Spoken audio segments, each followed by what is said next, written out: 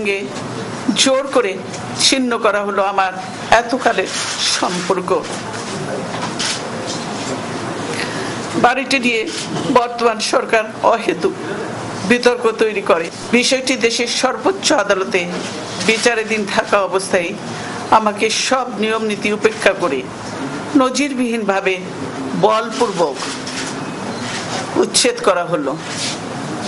এতে মহামান্য আদালতের সম্মান, অভিপ্রায় ও ভাবমূর্তিকে জঘন্য পন্থায় পদদলিত করা হলো।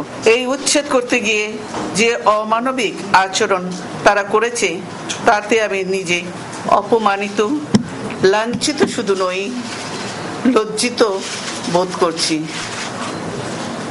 আমার পরিবারের সদস্যদের গায়ে হাত তুলতেও তারা দ্বিধা করেনি। কার কাছে আমি বিচার চাইব?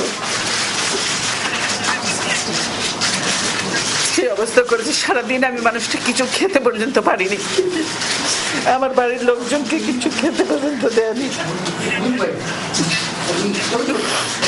অথচ তারা মিথ্যা কথা বলছে যে আমি নিজে বাড়ি ছেড়ে বেরিয়ে এসেছি। এটা সম্পূর্ণ মিথ্যা কথা, বানোয়াট কথা। তারা জবরদস্তি ধাক্কা মেরে আমাকে বাড়ি থেকে বের করেছে।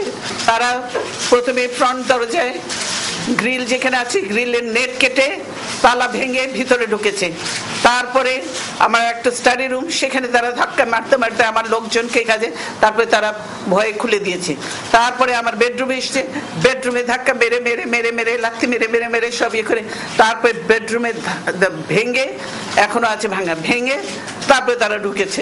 যে পুরুষ মানুষ হয়ে বলছে যে জোর করে ওনাকে উঠিয়ে নিয়ে আসেন, জোর করে দরকার হলে ওনাকে কোলে উঠিয়ে নিয়ে আসেন। এরকম ভাবে একটা সরকারের এই আচরণ। ওনারা ধাক্কা দিয়ে আমাকে গাড়িতে উঠিয়েছেন।